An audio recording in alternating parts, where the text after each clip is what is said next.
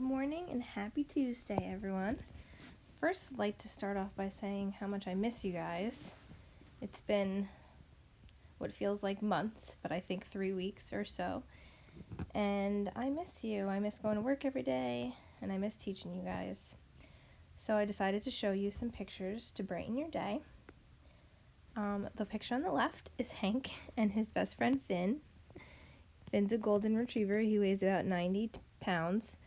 And Hank is a little guy. He weighs 12 pounds, but they're still best friends. And the picture on the right is Hank wearing his big brother bandana and then a little onesie for the baby that says my big brother has paws. That was our pregnancy announcement picture, so I thought I'd share it with you guys. All right, let's get to it. So let's do Monday's warm-up first.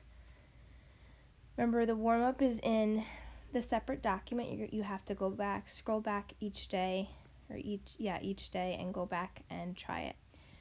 And make sure to turn them in. I'm still missing a lot of turned in work. I think that's our biggest issue is people know what they're doing and are doing it. Not everybody, but a lot of people are, but aren't clicking turn in, and I don't grade anything that's not turned in, just like in real life.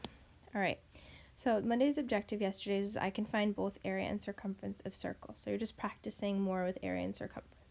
It says Kaio used wire fencing to form a border around a circular region in his backyard. So think a border in a circular region. Border is just the outside edge. If the radius of the circular region was 5 yards, what was the total length of the border rounded to the nearest tenth of a yard? So hopefully you were able to figure out that since we're talking about just the border, that's talking about circumference. And since we were given the radius, that would be 2 times pi times r. C is equal to 2 times pi times r, which is 5. And C is equal to, 2 times 5 is 10. And then 10 pi yards. But we have to calculate that. And 10 times pi gives us, rounded to the nearest tenth, 31.4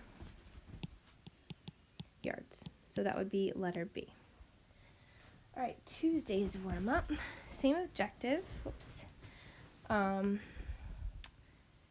This question is a little bit different. I'm curious to see if you guys got this or not.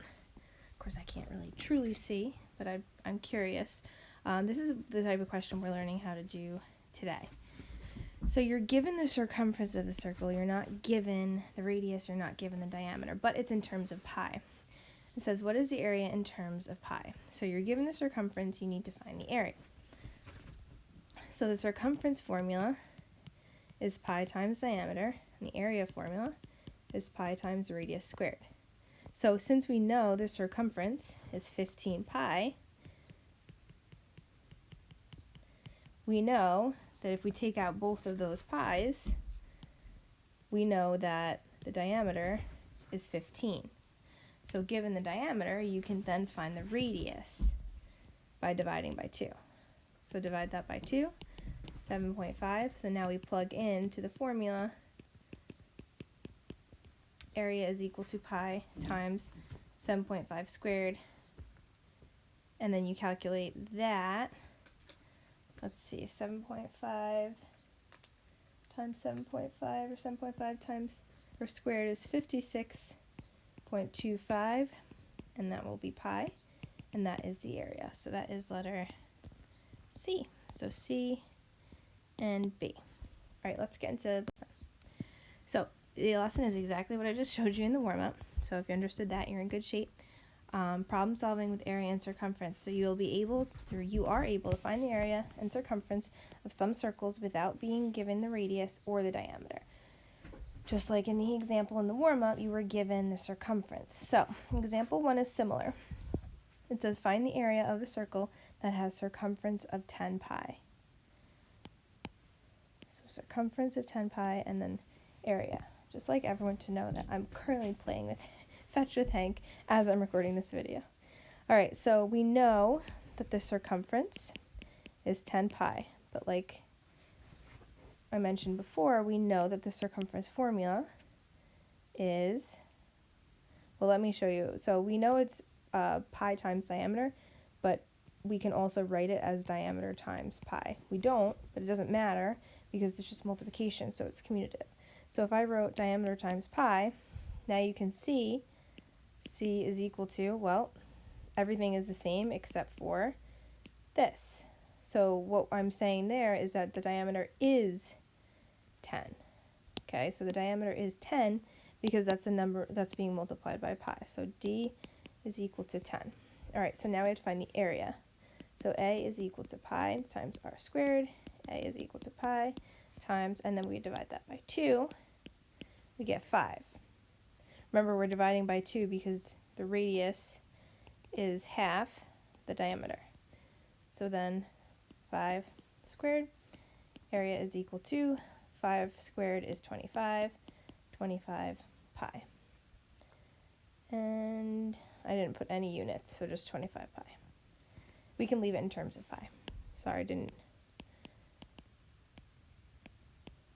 give directions there. All right, example 2 is a little different because you're finding the circumference with an area of 9 pi. So if you're given the circumference, you're given the area, it's a little bit different. So A is equal to pi times r squared. A is equal to pi times, well, we know it's 9, or 9 pi, so we're trying to figure out what r squared would be, or r would be, if you know r squared is 9. So you just have to kind of work backwards. Well, what times what will give me 9? The answer? 3. 3 times 3 is equal to 9, because 3 squared is equal to 9. So r is equal to, not 9, 3. So if r is equal to 3, we multiply that by 2 to get 6, which is the diameter. So C is equal to pi times the diameter. C is equal to pi times 6, and C is equal to 6 pi. I know this can be confusing, so be ready to watch this video a number of times.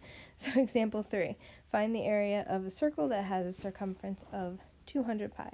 So you're finding the area given the circumference. So if I have circumference is equal to pi times diameter, circumference is equal to pi times 200, or 200 pi, that means my diameter is 200,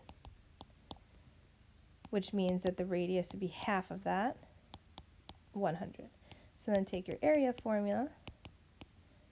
Area is equal to pi times 100 squared. Area is equal to, what's 100 squared? I believe it would be 10,000 pi. Okay, and last one, similar to example 2, find the circumference of a circle with an area of 100 pi. So if area is 100 pi, and we know area is pi times radius squared, you have to think, okay, what times what will give me 100? What times what is going to give me 100? That is 10. So r is equal to 10. Area, circumference. Also, I just realized I used this formula just because I'm used to it, but since we are given the radius, we can just use that one for this one. So if we're given the radius of 10, C is equal to 2 pi r, C is equal to 2 times pi times 10, and C is equal to 20 pi. Alright, hopefully it's not too confusing. If you have any questions, please reach out and let me know what I'm expecting you to work on. There's 6 questions, independent practice, and we can leave everything in terms of pi. That's totally fine. And I didn't label anything, so guess you're no units, okay? Alright, be careful of if they're saying area or circumference and so on. And send me dog pictures if you have them, because they definitely make my day better. Alright, miss you guys. Have fun.